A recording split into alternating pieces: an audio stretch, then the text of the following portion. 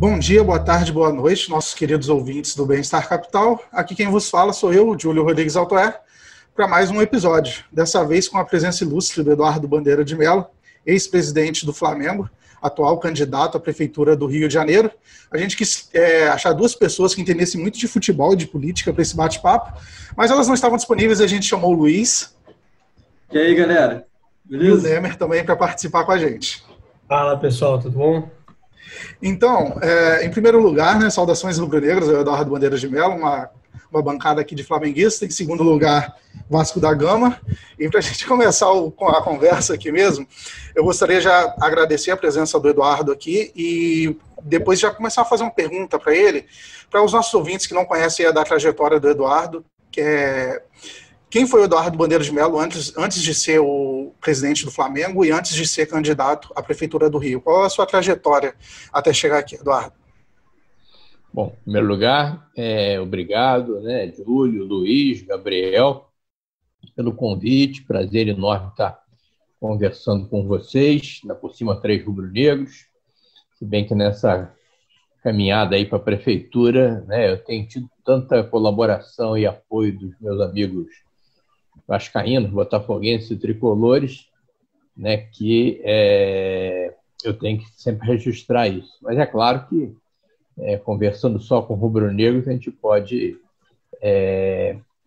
direcionar o nosso papo aí mais, talvez, para os assuntos do Flamengo, né, o que me agrada muito. Então, falar um pouquinho de mim. Eu sou carioca, né, sempre morei no Rio, eu fui criado na Tijuca, estudei na escola pública, na Escola Barão de Itacuruçá, depois no Colégio de Aplicação da UERJ, né, que na época era o EG ainda, porque era o estado da Guanabara ainda, quando eu estudei lá. E depois eu cursei administração na UFRJ, fui para a COPEAD, cursei os créditos do mestrado lá de administração, mas não cheguei nem a completar, a entregar a tese, porque já no finalzinho do curso houve um concurso para o BNDES, eu fiz, tive a felicidade de passar lá nas cabeças e fui chamado e entrei no BNDES e fiquei lá só 36 anos. 36 anos de banco, né, é uma vida, né? Eu já tinha trabalhado antes, quando eu estava estudando na graduação, eu estudava à noite na UFRJ, na Praia Vermelha, e já trabalhava nessa área de sistemas e métodos, né? Mas quando você fica 36 anos numa empresa, né, essa experiência profissional se sobrepõe a qualquer outra, né? Então, é como se eu tivesse começado minha carreira profissional no BNDES. E foi uma experiência muito rica, né? Uma vida lá dentro, né? O BNDES, vocês conhecem, né? A principal instituição de fomento ao desenvolvimento brasileiro, o segundo maior banco de desenvolvimento do mundo, né, em termos de desembolsos, só perde para o banco chinês, que aí é até covardia, né? Mas lá eu tive a oportunidade de conhecer praticamente todos os setores de atividade econômica brasileiro, né? Trabalhei no apoio a diversos projetos dos mais variados tipos, e eu destacaria assim aquela parte assim dessa minha experiência como muito marcante, que tem a ver com esse movimento que eu estou envolvido agora, né, que é a candidatura a prefeito. Eu no BNDES eu chefiei o departamento de apoio aos municípios, aos programas de modernização municipais. Então, de certa maneira, eu conheço a administração municipal do ponto de vista de quem está do outro lado do balcão, né, analisando os projetos para conceder ou não financiamento. Isso foi no final do governo Fernando Henrique, entre 97 e 2002. Praticamente todas as grandes cidades brasileiras foram minhas clientes na época, inclusive o Rio de Janeiro. Então, eu diria que a administração municipal não é uma novidade para mim, embora naquela época eu nunca ia imaginar que eu ia um dia estar postulando uma cadeira de prefeito, né?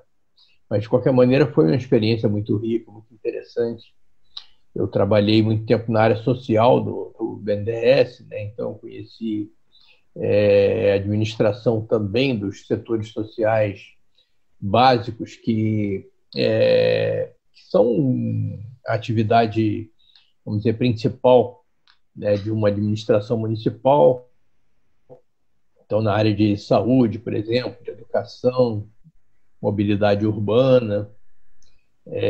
Mais de 30 anos de banco, a gente passa por tudo que é lugar. E trabalhei também como chefe do Departamento de Meio Ambiente do BNDES, o que talvez tenha muito a ver com o que eu estou fazendo hoje, que foi quando eu estava lá na chefia do Departamento de Meio Ambiente, que eu conheci a Marina Silva, que era ministra do Meio Ambiente na época. Então, nós participamos de vários projetos juntos, inclusive de algumas conferências do clima, né? Que eu me lembro, assim, em Montreal, em Poznan, na Polônia, em Bali, que foi a mais marcante, que foi quando nós conseguimos, né, graças ao prestígio da Marina, trazer os recursos do Fundo Amazônia para o Brasil. Os representantes da Noruega estavam lá e anunciaram numa sessão de negociação lá a intenção de aportar recursos, né, nos países tropicais para contenção e redução do desmatamento, e era exatamente o que a gente estava fazendo no Brasil na época. Foi um esforço muito bem sucedido e eles se encantaram com o projeto brasileiro, e esses recursos vieram para o Brasil e vieram para o BNDES, né? E eu fui o primeiro chefe do departamento de gestão do Fundo Amazônia. Então, foi uma experiência fantástica, né? Fiquei no BNDES até início de 2013, meados de 2013, mas em 2012, quando eu já estava aos 49 do segundo tempo para a aposentadoria, apareceu o Flamengo na minha vida, né? Eu digo apareceu, na realidade o Flamengo tinha aparecido na minha vida na hora que eu nasci. Eu já nasci rubro-negro, nasci de uma família totalmente rubro-negra, pai, mãe, todos os tios, todos os irmãos, primos. Então eu costumo dizer que eu não tenho mérito nenhum em ser Flamengo, né? Eu já nasci ali no meio da nação.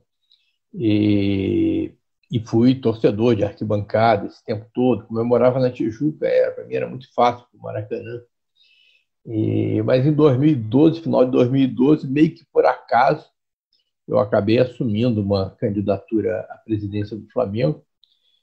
Era uma chapa que eu estava apoiando, mas eu não era candidato.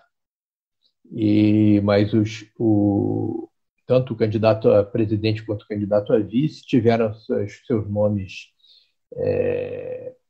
impugnados por falta de condições estatutárias, e eu era o plano B, né? Na hora que eles foram impugnados, eu assumi a candidatura, acabei virando presidente e fiquei lá 6 anos, 2 mandatos de 3, e foi, para quem é Flamengo como vocês, né, devem lembrar bem o que era o Flamengo em 2012, né? Um clube totalmente desacreditado, endividado, né, com receitas penhoradas, com uma dívida trabalhista colossal, uma dívida total colossal também, 800 milhões de dívida, faturamento de pouco mais de 200, 3 meses de salário atrasado, uma tragédia total, né? E quando eu tomei posse, o meu discurso de posse está aí no YouTube, né? Para quem quiser ver, né? Eu deixei bem claro que o Flamengo,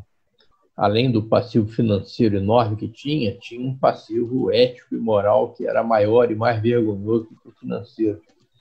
Aí eu disse, nós vamos resgatar esse passivo, custe o que custar, ainda que a gente tenha que se sacrificar na área esportiva. E foi o que aconteceu. Em 6 anos, depois de muito sacrifício, o Flamengo mudou. Eu não fiz nada sozinho. Eu acho que ninguém faz nada sozinho. Não acredito em salvador da pátria. Mas o Flamengo, né, de uma instituição sem credibilidade nenhuma, né, que era alvo de chacota de torcedores de outros clubes, de jornalistas, até de jogadores, né, como o caso do Vampeta. O Flamengo virou o jogo, né, e 6 anos depois era uma instituição totalmente diferente, que ganhou todos os prêmios de transparência, de gestão esportiva, com referências na imprensa internacional, inclusive. Reduzimos a dívida a menos da metade, o faturamento foi multiplicado por 4, nunca atrasamos salário, a dívida trabalhista foi zerada, mais de 600 ações que a gente tinha foram reduzidas a 0. Ou seja, outro clube, na área patrimonial, nós conseguimos mobilizar o patrimônio, acabando com micos que a gente tinha, né, como aquela casa de São Conrado abandonada, né, e o imóvel do Morro da Viúva, que também vivia sendo invadido, né, e hoje, né, é uma realidade, né, é um ativo super importante para o Flamengo. Aqueles apartamentos que estão lá, que ficaram para a gente na permuta, não foram vendidos ainda, então é um ativo super importante. Nosso centro de treinamento, que não existia, era um terreno com 5 campos em estado precário e um barracão que servia de vestiário para os jogadores. Hoje, aquele terreno abriga 2 centros de treinamento de primeiro mundo, um totalmente dedicado aos meninos da base, que ficou inteiramente pronto, e os meninos, tive o orgulho de deixar já os meninos lá no novo centro de treinamento quando eu saí do clube em dezembro de 2018. Ou seja, foi outro clube. Como eu disse, eu não fiz nada sozinho, né? Eu tive o privilégio de liderar uma equipe fantástica, de alguns dirigentes amadores, né, os meus vice-presidentes, mas muitos dirigentes e funcionários profissionais, né, que um negócio da complexidade do Flamengo não pode ser administrado por amadores. Então, nós decidimos ter uma administração profissional, uma governança moderna, funcionários recrutados sob os melhores padrões, né, de recrutamento, né, e com boa remuneração variável de acordo com o desempenho, ou seja, uma administração totalmente profissional e moderna. Então, eu agradeço muito aos meus VPs que me deram suporte esse tempo todo, aos profissionais que trabalharam lá comigo, e agradeço muito a torcida do Flamengo, né? E aí vocês incluídos, porque sem o apoio da torcida a gente não teria chegado a lugar nenhum. Quando eu falei lá no meu discurso de posse que a gente ia fazer sacrifício, a torcida compreendeu, fez sacrifício, dispôs a fazer sacrifício, sofreu 4, 5 anos, lá quase caímos para a segunda divisão, vocês devem lembrar, mas não perdemos o foco e hoje, felizmente, a gente pode dizer que, pelo menos em 2018, quando eu saí de lá, o clube estava efetivamente em outro patamar, e pronto para ganhar tudo sempre. Não falei do trabalho de base, o Flamengo tinha Flamengo que sempre, no passado, quando vocês não eram nascidos, era reconhecido internacionalmente como um clube formador de talentos. Fomos campeões em 81 do mundo, com um time de 8 jogadores formados em casa, total de 11 titulares. Depois perdemos essa competência e estamos recuperando a competência agora, a partir do trabalho que foi iniciado na nossa administração. Hoje a base do Flamengo é uma máquina de fazer dinheiro, é um formador de talentos para o time principal e para gerar caixa também. Ou seja, eu eu agradeço muito a nossa torcida, né, pela parceria, pela cumplicidade, por tudo que ela representou assim, em termos de respaldo para que a gente pudesse fazer o que tinha que ser feito. E aí o Flamengo, sendo outra organização, as pessoas começaram a me estimular. Vem cá, você salvou o Flamengo, por que você não vai tentar salvar o Rio de Janeiro, que está numa situação talvez pior do que o Flamengo estava em 2012?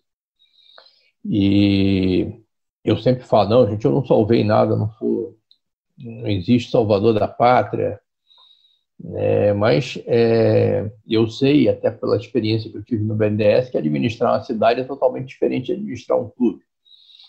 Mas algumas analogias a gente pode fazer, em relação, por exemplo, à integridade, em relação à transparência, em relação à capacidade de gestão.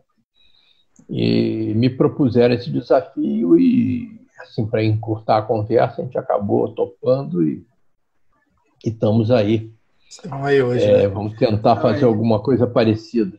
Falando nisso, Bandeira, você, quando assumiu o Flamengo, você contratou uma auditoria externa, né, a Ernst Young, para poder ter uma análise real do problema e poder ter um plano de ação. Da dívida, né? Né?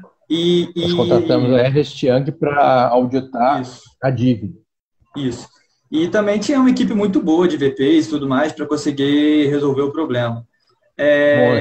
Para assumir agora a prefeitura, você também parece que está com uma equipe bem legal, assim, de profissionais de diversas áreas, que a gente ficou sabendo.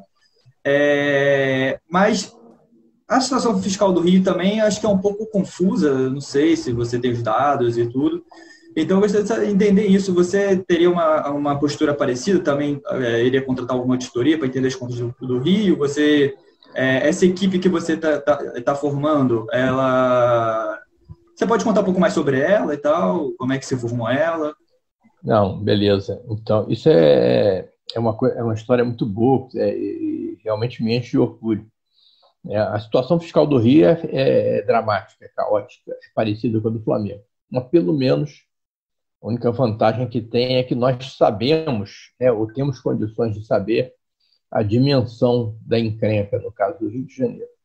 Você tem um Tribunal de Contas, que é um tribunal que é composto de técnicos de altíssimo nível. O próprio pessoal interno da prefeitura é muito bom. Então, eu não tenho dúvidas de que o número que está espelhado lá é aquele. No caso do Flamengo, a gente não sabia, eu não podia confiar no balanço do Flamengo de 2012. O próprio relatório de auditoria, a primeira nota explicativa era mais ou menos assim: eu não confio no que está aí, porque não temos certeza de nada. Então, nós tivemos que contratar a Ernst Young para fazer uma auditoria da dívida. A gente queria saber quanto que a gente devia. E aí eles chegaram naquele valor de 750 milhões, que depois, à medida que os esqueletos foram aparecendo, a gente sabe hoje que era em torno de 800. No caso da prefeitura, a gente sabe, os números estão aí, vocês já devem ter examinado, são muito ruins e tendem a piorar, porque nós já tínhamos um déficit de 4 bilhões em 2019, e em 2020 vai ser pior do que isso, ainda teve a pandemia, então é uma situação muito ruim. Mas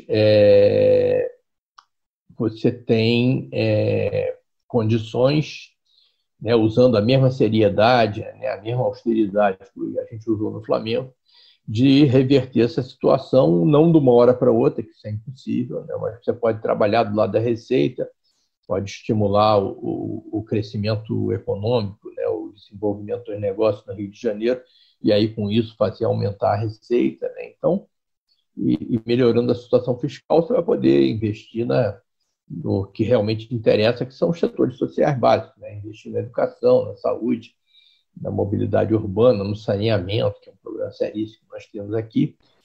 Agora, o que vocês perguntaram sobre a equipe é realmente uma coisa que é mais uma analogia que a gente pode fazer com o Flamengo, porque no Flamengo eu entrei já com uma equipe excepcional, e fomos contratando os outros na medida em que a situação permitia e dentro daquele espírito de profissionalização que eu citei aqui.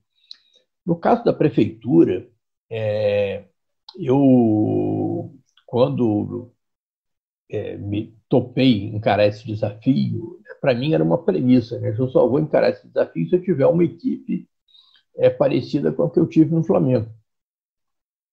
E, para minha felicidade, começou a aparecer gente, né? E não só rubro-negros, né? Está saindo um livro aí, não sei se vocês já ouviram falar, que é Contribuições para um Plano de Governo, né? Escrito pelo vários artigos, né? Cada um sobre um tema, né? Política fiscal, econômica, empreendedorismo, saúde, educação, mobilidade urbana, saneamento, meio ambiente. Tem, acho que uns 15 capítulos, cada um deles escrito por, sei lá, 4, 5, 10 pessoas de altíssimo nível, PhD, gente do BNDES, gente do Banco Mundial, de várias universidades do Brasil, do mundo. Pessoas que foram se chegando no grupo, né, da campanha como voluntários. Se a gente fosse pagar esse pessoal, nós estávamos roubados, não tinha como.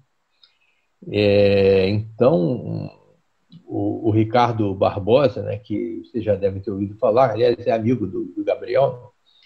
O Ricardo Barbosa é um economista do BNDES, super conceituado, professor, né, da COPEAD, professor, escreve artigos no Valor Econômico praticamente todo dia, né, na Globo News.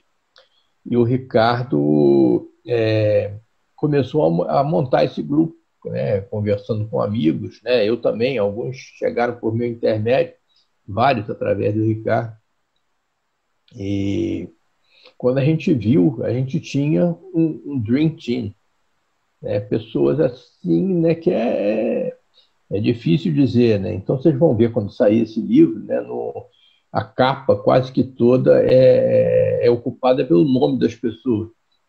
O livro é organizado, né, pelo Ricardo, pelo André Gouveia Vieira, por mim. Tem um prefácio da Marina Silva, né, na contracapa tem citação, recados lá do Fábio Giambiagi, da Laura Carvalho, da Duda Larroque e do Ricardo Paes de Barros. E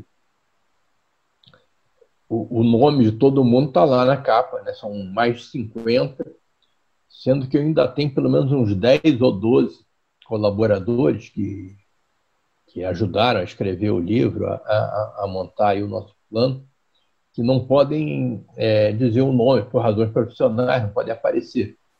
Tem restrições profissionais, mas ajudaram tanto quanto os que apareceram lá. Então, na realidade, são mais de 60. Mano.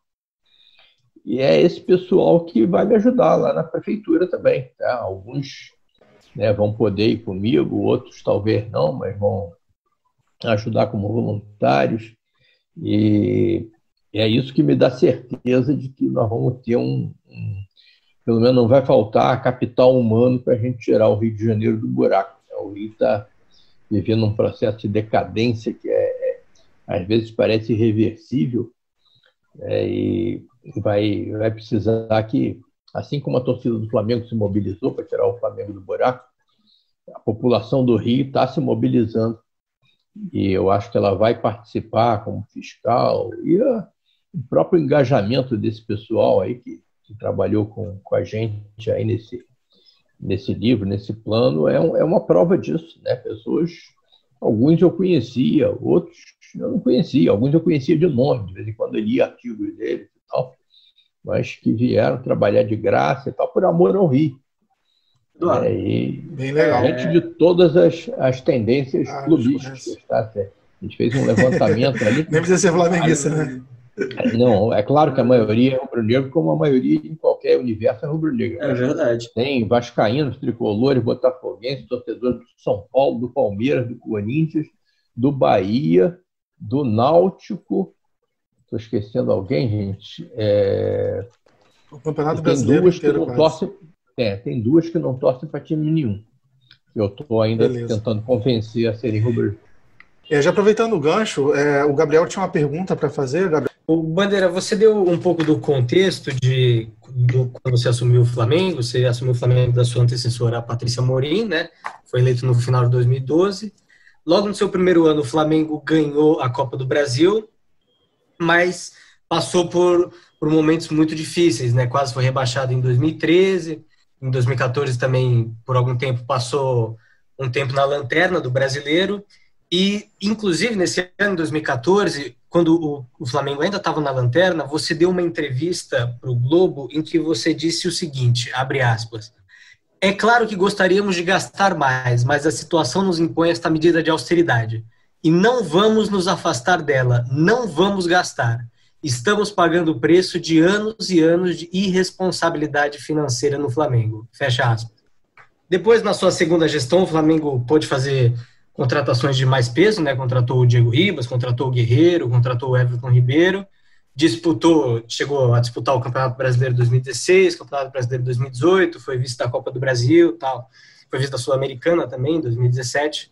O que eu queria te perguntar, dado esse contexto, é como foi para você e para a sua equipe no Flamengo convencerem tanto o torcedor quanto a política interna do clube de que seria preciso passar 3 anos com times tecnicamente muito fracos, namorando a zona de rebaixamento, às vezes na lanterna do campeonato, para depois, no futuro, conseguir gastar mais e ver um Flamengo mais poderoso surgir.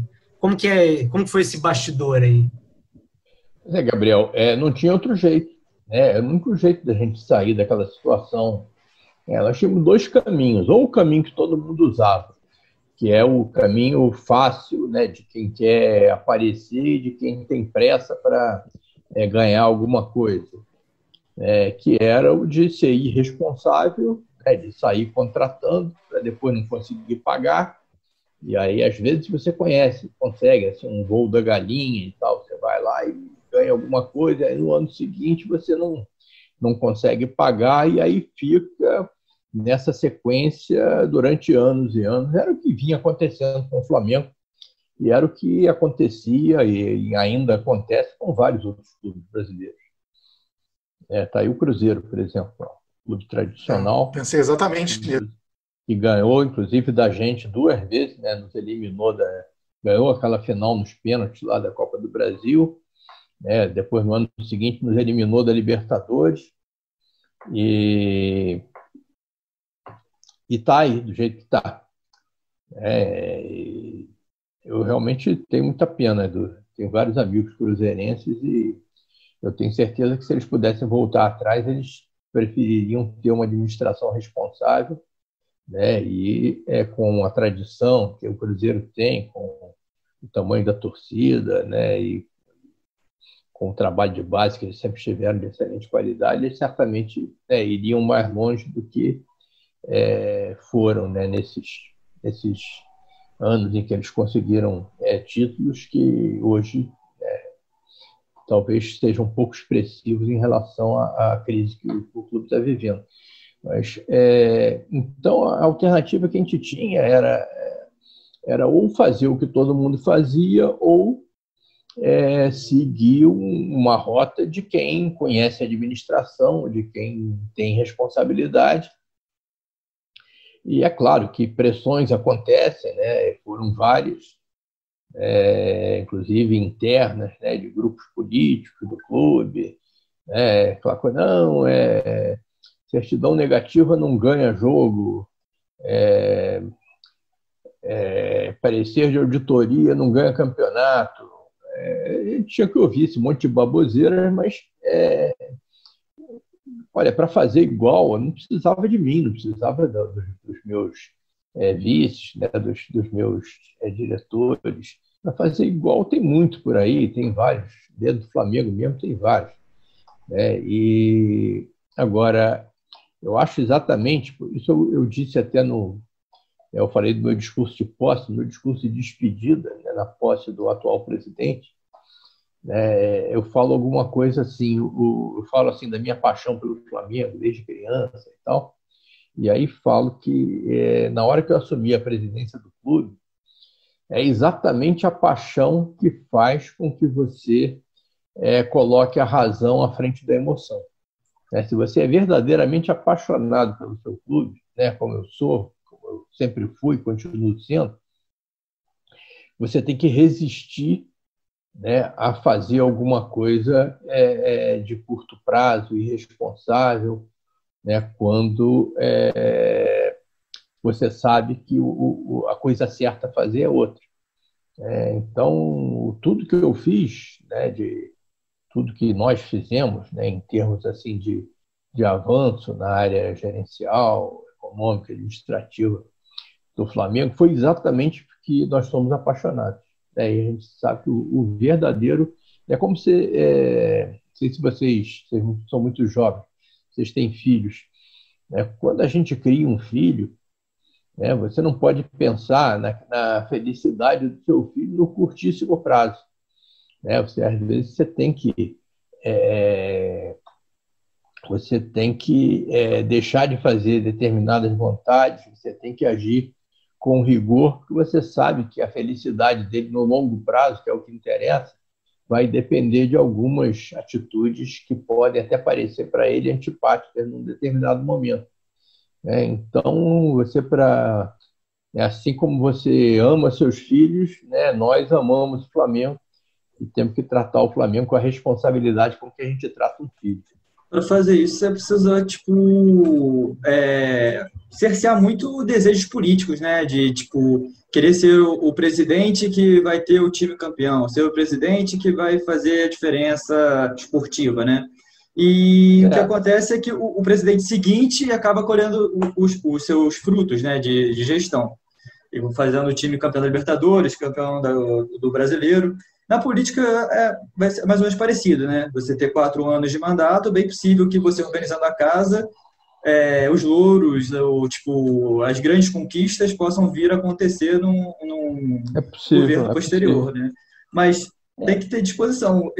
Você tem essa disposição, né? Exatamente. Claro. Não, isso, né, Luiz, isso é a coisa certa a fazer. A gente tem que fazer a coisa certa. Né? Independente de que se você vai faturar politicamente com isso. Né? No caso do Flamengo, para mim, é uma decisão muito fácil, porque eu não fui presidente do Flamengo para satisfazer uma vaidade pessoal. Eu fui presidente do Flamengo para tentar dar tudo que eu podia, o melhor que eu podia para o meu clube do coração. O Flamengo sempre foi a paixão da minha vida, sempre foi a coisa mais importante da minha vida depois da minha família. Então, é claro que eu gostaria de ter sido, né, campeão do mundo, campeão de tudo e tal. Eu sabia que era uma coisa que podia acontecer nos últimos anos de mandato ou não. Né? Não aconteceu, mas eu tenho a consciência tranquila de que eu fiz tudo para deixar o Flamengo em condições de ser campeão de tudo e sempre. Né? Eu fui o único presidente que deixou parcela de luvas do contrato da Globo para o meu sucessor. E não foi qualquer parcela, não. Se não me engano, foram 50 milhões de reais. Né? Praticamente todos os clubes brasileiros, naquela renegociação de contrato com a Globo em 2016, todo mundo pegou as luvas e gastou no mesmo ano. Ainda se começou a sacar pelos anos futuros. Né? Não, na hora dos contratos, eu fiz questão, né, de que uma parcela expressiva das luvas ficassem, né, para a administração anterior, que eu não sabia nem de quem ia ser. E da mesma maneira, quando a gente vendeu o Paquetá, uma das maiores transações da história do Flamengo e do futebol brasileiro, o dinheiro todo do Paquetá, 90%, ficou, né, para a administração seguinte. Claro que eles usaram, né, fizeram excelentes contratações, né, algumas das quais estavam no nosso radar, mas outras não. Então, como torcedor, eu aplaudi a montagem daquele time, aplaudi muito a vinda do Jorge Jesus, que para mim foi uma revolução no futebol do Flamengo e do Brasil. Mas o que me cabia nos meus 6 anos foi agir daquela maneira. No caso da prefeitura vai ser a mesma coisa. Tem uma coisa até que, né, eu falo sempre, para mim não existe nada mais importante na administração municipal, nem na administração estadual, nem na administração federal, do que educação. Educação, né, é o bem mais precioso que você pode dar para o seu filho, e para mim é o bem mais precioso que um governante pode dar para a sua população. Educação e... Oi. Com certeza, a educação é muito importante e tudo mais. Eu queria só ver se a gente conseguia fazer agora uma dinâmica com você, por causa do nosso tempo, né? O Nemer, ele tinha preparado aqui um questionáriozinho, né, Nemer? O Nemer. A gente preparou... legal. Só complementar, o que eu ia dizer... Completa, pode completar. Educação é um investimento de longo prazo, tá? Então, você investe hoje no menino que está nascendo, né, e você vai entregar ele para o ensino médio em 2035, 2036, quando você já não está mais na... E por isso, talvez, que as pessoas não investam tanto em educação, e por isso que o Brasil está na situação que está. Mas tudo bem, vamos para a dinâmica. Com certeza. Vou preparar um verdadeiro ou falso aqui para você, Bandeira. 5 frases. A gente vai te dar uma de cada vez. Você diz se você acha que é verdadeiro ou falso e dá a sua justificativa, tá bom? Vamos lá. Então, a primeira frase é: verdadeiro ou falso? Ajuste fiscal no Rio vai exigir cortes salariais de servidores. Olha, cortes salariais não é possível, né? Você não pode reduzir salário de ninguém, mas vai reduzir, vai implicar em redução de cargos de comissão, vai implicar em ajustes, em eliminação de desperdícios, em revisão de contratos, com certeza. Segunda pergunta, verdadeiro ou falso? Eduardo Paes fez uma gestão melhor que a de Marcelo Crivella. Olha, é difícil você pensar numa administração pior do que do prefeito Crivella, né? Mas o prefeito Eduardo Paes, eu acho que ele também fez parte dessa história nefasta, né, do Rio de Janeiro, né? Se você pegar 10 anos atrás, estávamos todos nós comemorando, né? O Rio vai entrar num círculo virtuoso, porque nós vamos receber eventos internacionais, a Rio+20, a Copa do Mundo, né, os Jogos Olímpicos, né, o Rio vai acontecer com o Rio que aconteceu com o Barcelona. E, no entanto, o que aconteceu? Nada, só piorou. Eu acho que a administração do prefeito Eduardo Paes teve algumas coisas interessantes, principalmente no primeiro mandato, alguns bons secretários, né, que fizeram parte do governo dele no primeiro mandato, e depois, né, acho que ele foi cedendo, né, aquelas pressões e aquelas situações de composição política e tal, que infelizmente, né, não são novidade nem no Rio nem no Brasil. Mas é claro que Crivella é insuperável. Reformas que o Rio precisa são politicamente impopulares, mas o próximo prefeito deve necessariamente lidar com elas. Verdadeiro ou falso, Bandeira? Verdadeiro. Sem a menor dúvida disso. A nossa quarta pergunta é: a política de campeões nacionais do BNDES foi um desperdício de recursos. Verdadeiro ou falso? É difícil responder só com verdadeiro ou falso. A política de campeões nacionais, que não é de agora, né? Ela já vinha, se você voltar aí à época que vocês nem eram nascidos, aí, na época do PND, né? Governo Geisel e tal, o Brasil, essa é uma política que não é do BNDES, é uma política que faz parte, não, uma política que faz parte de uma coisa maior, que é a política econômica do país. Eu acho que em alguns casos deu certo, em outros casos não deu. Da mesma maneira que o que aconteceu aí nos anos 2010 teve exageros, efetivamente, né? Mas em alguns casos você pode considerar que não foi dinheiro jogado fora, não. E por último, uma pergunta sobre o Flamengo, né? Jorge Jesus foi o melhor técnico da história do Flamengo? Verdadeiro ou falso? Olha, é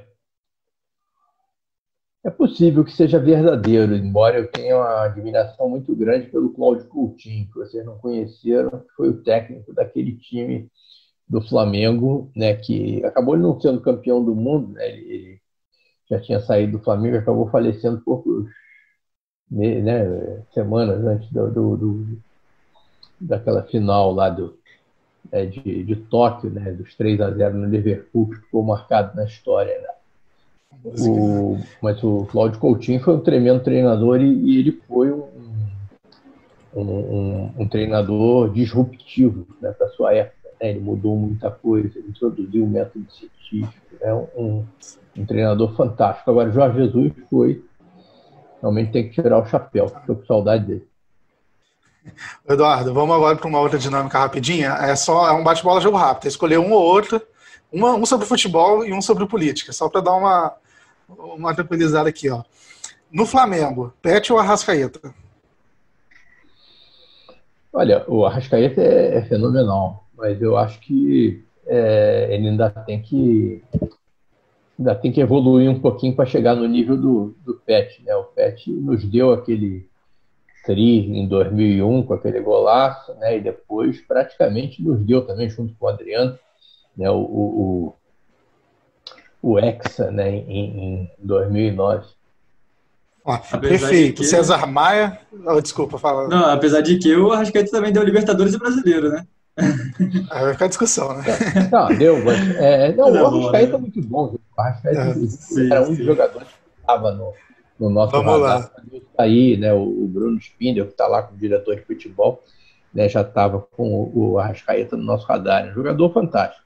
Tá, mas eu espero que ele continue evoluindo, que eu possa, de repente, ano que vem, se eles me perguntarem a mesma coisa e eu digo, apesar de eu ser um grande admirador do Pet, eu vou ficar com o Arrascaeta. Vamos lá. Então, perfeito. Ele fez aquele gol que tirou a gente da Libertadores. Da Libertadores, né? É verdade, tem um ranço, né?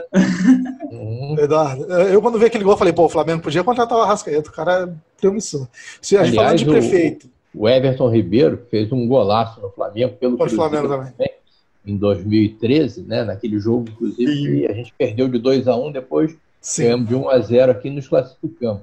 Foi um golaço, uma coisa maravilhosa. Quando eu trouxe o Everton Ribeiro, né, eu brincava com ele, dizendo, tu tá me devendo aquele gol, tu tem que fazer. Igual, né? Ele já fez alguns parecidos. Não, ele não só fez, como ele já fez. Everton Ribeiro, para mim, hoje pagou a conta, né? Em atividade no Brasil, ele já pagou aquele gol lá com juros, correção monetária e tal. Muito bom. Vamos lá. Rapidinho agora. Prefeito, César Maia ou Marcelo Alencar? Não precisa ter elogios, não. É um ou outro, né? O que é menos pior pode ser também. Acho que os dois tiveram pontos positivos e negativos. Né? Tiveram pontos positivos, com certeza. Né? O Marcelo Alencar deu uma recuperada nas finanças do Rio, no final dos anos 80, né? E o César Maia fez algumas coisas estruturantes. Claro que, como quase todo governante, né, no segundo mandato, quando volta, já não volta o mesmo. Né? Mas... Vamos lá. Melhor final de Libertadores, Cobreloa ou River Plate? Rapaz, essa é difícil, hein? Eu vou votar no River Plate, que foi mais emocionante. Aquele time do Flamengo, se jogasse 10 com o Cobreloa, ganhava as 10.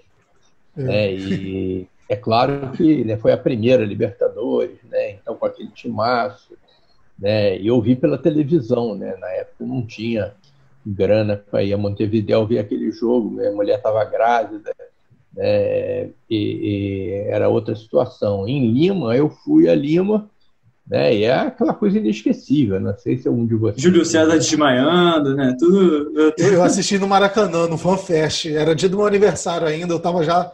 vou ter uma derrota no dia do meu aniversário. Aí quando saiu aquele gol, a gente estava comemorando o primeiro gol, saiu o segundo gol já. E não, Lima, não só o jogo, toda a experiência, né? Pré-jogo de Lima, né? A torcida na rua, né? Foi uma coisa assim fantástica. Eu acho que Lima deveria passar a ser uma cidade sagrada para o rubro-negro. Né? Todo rubro-negro, de vez em quando, devia pegar o filho, a mulher, a família, dizendo, vamos a Lima. Foi ali que o Flamengo foi campeão da Libertadores. E visitar lá o Estádio Nacional, visitar lá aquela área da Orla, lá do Larcomar, Rio Barranco, onde a torcida se reunia. Né? Assim como o Peru tem Machu Picchu, que é uma cidade sagrada para os peruanos, eu acho que Lima é uma cidade sagrada para os rubro-negros. A gente tem que voltar lá sempre e reverenciar, sem contar que é uma cidade super simpática, com um astral maravilhoso, uma comida fantástica, né? E um povo super acolhedor. Vamos lá, para a política agora. Afinidade. Óbvio que tem mais afinidade com a rede, né, que é o seu partido, mas entre esses dois partidos, Partido Novo ou PDT? Olha, PDT porque, na realidade, eu não seria filiado a nenhum dos dois. Tá? Eu tenho grandes amigos no Partido Novo, inclusive o Fred Luz, que é meu concorrente, né, mas somos grandes amigos e... Só aproveitar rapidinho, o Fred ele te ajudou bastante na gestão do Flamengo. Vocês não levaram em consideração em nenhum momento vocês conseguirem fazer uma chapa única? Não, porque os partidos são muito diferentes. Tá? Eu e o Fred nos damos muito bem. Eu até já brinquei com ele, ele falou, Fred, se você for prefeito, pode me chamar que eu vou trabalhar com você. Agora, se eu for, você pode ter certeza que você vai ser convidado. Né? Então, nós dois nos damos muito bem, nossas famílias são amigas. Agora, o Partido Novo é um partido ultraliberal. Eu não sou ultraliberal. Né? Eu sou, vamos dizer, eu considero progressista, né? Com preocupações com justiça social, com respeito ao meio ambiente, mas também com responsabilidade fiscal, né? E eu sou super favorável a participação ativa da iniciativa privada. Agora, eu não acho que... Não compactuo com aquela ideia de Estado mínimo e de que qualquer iniciativa pública atrapalha.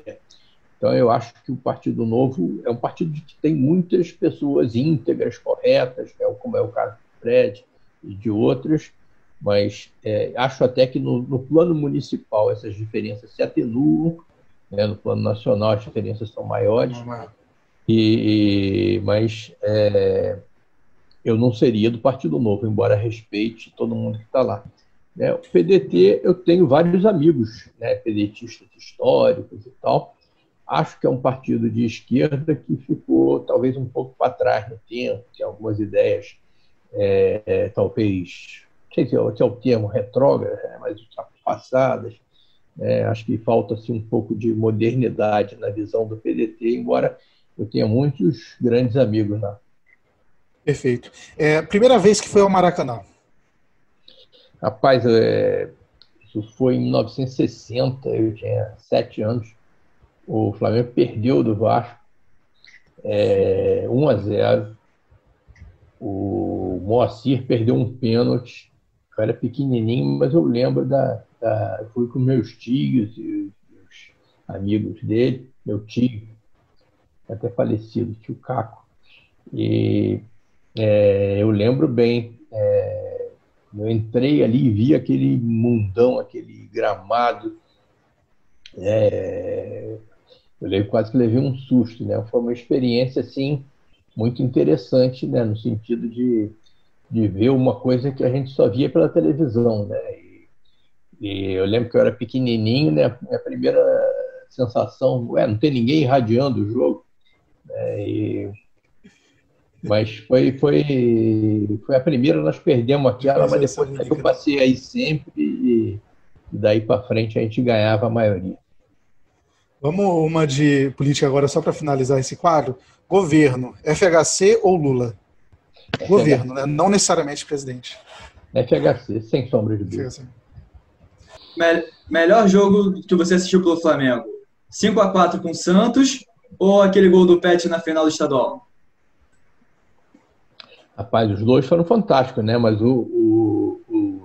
a final do Pet valeu o tricampeonato, né? Esse jogo do Santos foi assim... eu lembro que isso foi no dia 27 de julho de 2011. Eu lembro que é aniversário do meu filho, nós estávamos reunidos aqui em casa, e aí vamos ver o jogo na televisão. Quando o Santos fez 3-0, eu falei, meu Deus do céu, estragou o aniversário do Leonardo, o que nós vamos fazer aqui? Aí teve tudo, foi um jogo emocionante, né? E a partida fantástica, né? Do Ronaldinho, né? Do Ronaldo Angelim, né? Do David, Até do David, né? Vou aproveitar e fazer uma pergunta que um seguidor nosso mandou quando a gente falou que ia ter essa live, é do Silvio Augusto, que ele é um tricolor. Silvio Augusto, se o Fluminense te chamasse para a gestão do clube, você aceitaria? Olha, eu fico muito feliz com essas sugestões, né, porque mostra que você tem muita consideração por parte da torcida adversária, muito respeito e tal. Né, eu tenho grandes amigos tricolores, tenho grandes amigos vascaínos, botafoguenses e tal. Mas como é que é o nome dele? Silvio Augusto. O Silvio, eu acho que não seria bom nem para mim, nem para o Fluminense. Tá? Em primeiro lugar, eu não tenho nada contra um torcedor de um clube trabalhar no outro. Tá? Na minha administração no Flamengo, eu tive executivos que torciam por outros clubes, né? Inclusive pelo Fluminense. Tá? E eu conheço vários rubro-negros que trabalham em outros clubes e, nesse caso, em primeiro lugar, está a integridade profissional da pessoa, né? Então, não tenho nada contra. Mas, no meu caso particular, né, é um caso assim, de paixão que extrapola. Né? Eu acho que, embora eu não tenha nada contra que um rubro-negro vai trabalhar no Fluminense, eu não me veria trabalhando num rival direto do Flamengo. E acho, né, se você quiser, eu aponto uma dúzia de amigos meus tricolores altamente competentes, que se você entregar o Fluminense na mão deles, você pode ter certeza que aquilo ali vai mudar. Na verdade, como a gente já está caminhando para o encerramento, já porque o Bandeira também tem a agenda dele, cheio de compromissos também, eu queria só falar um negócio, porque sempre que a gente fala de futebol, a gente mexe com a paixão de muitas pessoas, né? E não necessariamente quem vai assistir a gente é flamenguista, com certeza a maioria que vai assistir a gente não é flamenguista e muitos não são nem do Rio.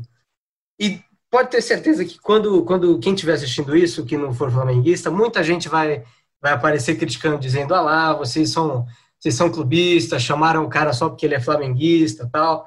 Mas a gente chamou o Bandeira, primeiro porque ele é um pré-candidato à Prefeitura do Rio, segundo porque ele tem um trabalho de muito resultado no Flamengo, não é só, como ele disse que sofreu críticas por algum tempo, não é só campeonato de orçamento, não é só certidão negativa, é resultado de verdade, é taça no armário. Não necessariamente as taças vieram com ele, mas o Flamengo está hoje aí como o grande bicho-papão aí do futebol sul-americano, justamente pelo trabalho que ele fez. Então, queria agradecer o Bandeira pela participação dele, parabenizar pelo trabalho dele, que não é todo mundo que consegue fazer. Eu digo já há algum tempo que é um caso para ser estudado como uma das maiores recuperações de clube grande da história do jogo. E não, é difícil você encontrar outro caso de um clube grande que estava numa situação tão assustadora quanto a do Flamengo e que foi recuperado em 6 anos, como no caso do Bandeira e da equipe dele fizeram no Flamengo. Então, parabéns, Bandeira, pelo seu trabalho. Obrigado por você ter vindo aqui, viu? Muito legal te receber. E boa sorte aí na sua corrida eleitoral. A gente torce pelo seu sucesso. Beleza, Gabriel, Júlio, Luiz, foi um prazer enorme estar aqui com vocês, né? A conversa foi super gostosa. Quando quiserem, me chamam de novo, para mim vai ser um maior prazer, apesar da agenda corrida aí, correndo de um lado para o outro e tal, mas para bater um papo como esse aqui, a gente arruma um jeito. E mesmo depois da eleição, né? Depois que eu estiver lá na prefeitura, vocês podem me chamar que a gente continua batendo um papo. Aí sim. Que isso, aí a gente fica muito feliz de você ter gostado, né? Bom, gente, eu acho que é isso. Muito obrigado ao Bandeira, obrigado à minha bancada, obrigado a você que está escutando em casa. Aproveitar aqui para fazer o jabá. Lembro que a gente tem um padrinho para você ajudar a patrocinar esse podcast, para a gente manter essa frequência de entrevistas com pessoas tão competentes e especiais como o Eduardo Bandeira de Mello aqui. Então, muito obrigado, Eduardo. Se você tiver alguma consideração final, pode ficar à vontade, só para a gente encerrar de vez.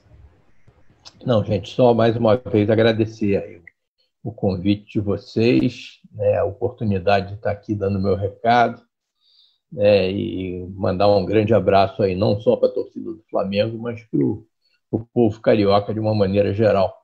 né, que eu espero que passe a ser a minha torcida daqui para frente. Perfeito. Muito obrigado, gente. A gente fica por aqui. Até um próximo episódio. Tchau, tchau. Tchau, tchau.